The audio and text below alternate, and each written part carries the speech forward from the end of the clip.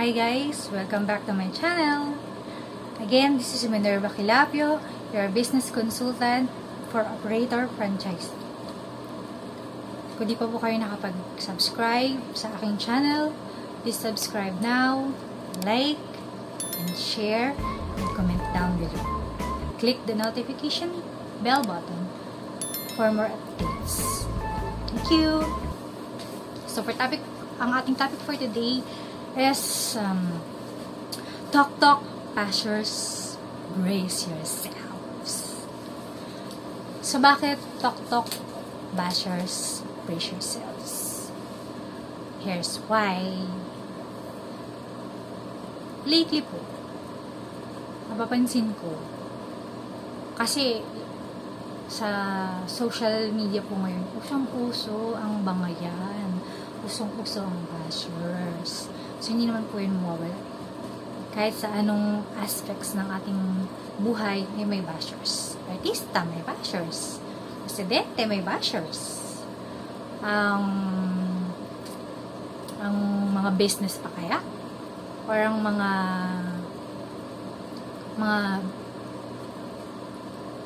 entrepreneurs pa kaya? Lahat po yan may mga bashers. So, ito lang yung aking mapapayo sa ating mga bashers. Mga bashers na to. Bashers, tok, brace yourselves. So, pasensya na po kayo sa akin. Ganito lang talaga. So, bakit brace yourselves?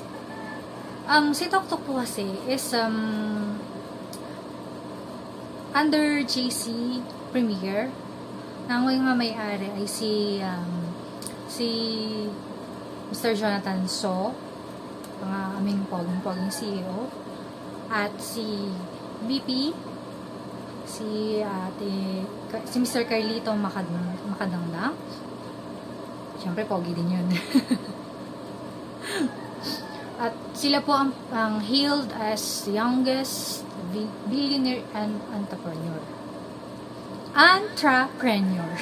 Sensya na po kayo sa akin. Matagal lang ako graduate ng college, so meron kinakalawang na lahat sa akin. Ang aking grammar, ang aking pronunciation, ang aking speech. Actually, hindi nga ako sanay sa ganito yung public speaking. Pero I will try my best to keep you satisfied. Diyos. Ang kumanta na, no? Singer din po ako. Ayun. Multitasking po tayo. Kidding aside. So, balik tayo kay Tok ng mga bashers. So, hindi po basta-basta ang company JC Premier. So, JC Premier po ay international. Meron po kaming mga headquarters or offices all over the countries. Gaya ng sa mga FAS. Sa mga PAS. Yan. Pagpalit ko ng F sa P. Sa mga FAS vlogs ko po. Nandun po yun. So, pakiwatch nyo po kung gusto nyo pong balikan. Pwede rin po. So, matagal na pong international si JC. So, si Tok po isang bago nilang innovation. They launched it last December lang. So, bibing-bibi pa po si Tok talaga. It's like slowly progressing pa lang po.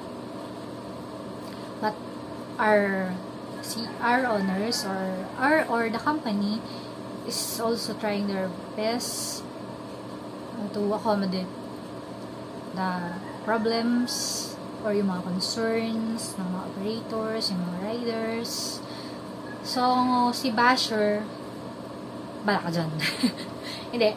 Actually kasi, what is really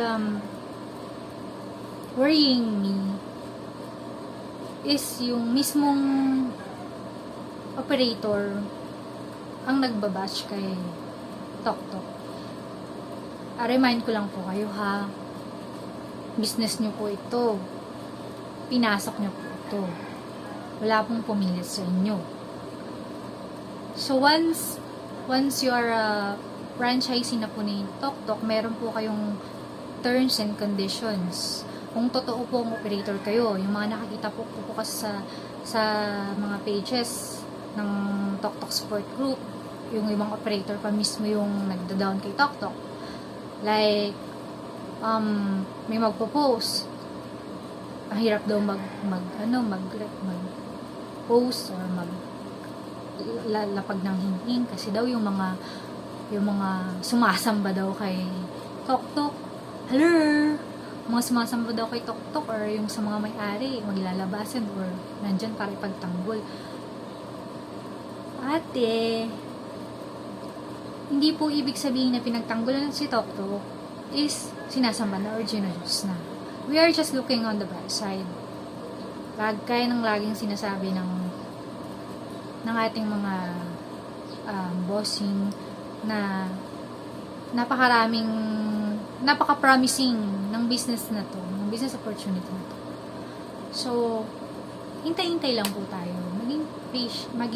Ibaan po natin yung ating pasensya. Pero hindi po kasi maganda na tayo mismo operators ang nagbabash kay Tok.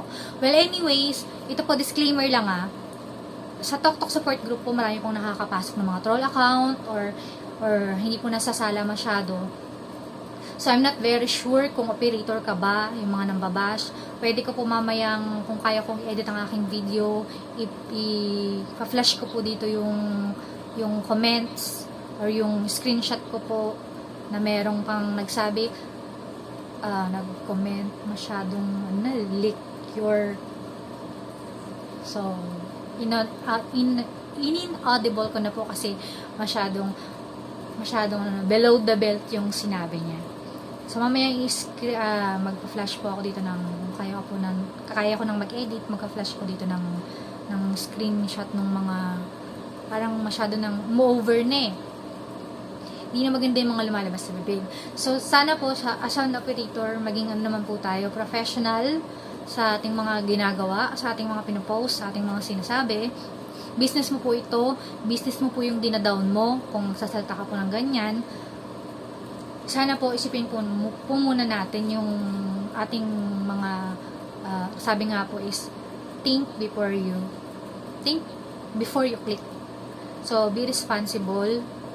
Dapat po mag-take tayo ng responsibility sa ating mga sinasabi, sa ating mga pinopost. Kaya kung sakasakali man po na makapanood nyo itong aking vids, pakiusap ko lang po sa mga operator. Kung meron po tayong concerns or problems na gusto po iparating kay Tok, dumirekta na po tayo sa CSR. Meron naman po tayong customer service support na kung saan pinapakinggan po talaga nila ang mga hinaing ng riders at operators. Sa totoo lang po, lahat po dinidinig nila. At sobrang generous po ng ating mga may-ari na Tok lang po ang binayaran nyo na franchise pero napakarami pong inclusions nito na other business or other franchise. Soon po, it will end na. So, sinabi na po ng may-ari yan. Kaya, wag na po tayong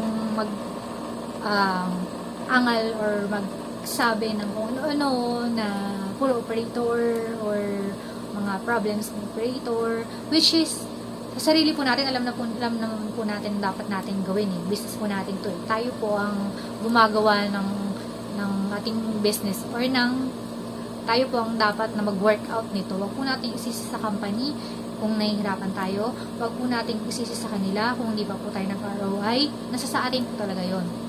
It's just a matter of time, it's just a matter of hard work, and it's just a matter of perseverance, patience, and please lang, wag po natin kalimutang magdasal sa Kanya. Kasi Siya lang po yung nakakaalam ng lahat. Yun lang po. Sa mga susunod ko pong vlogs, pag-uusapan po natin ng ibang topic.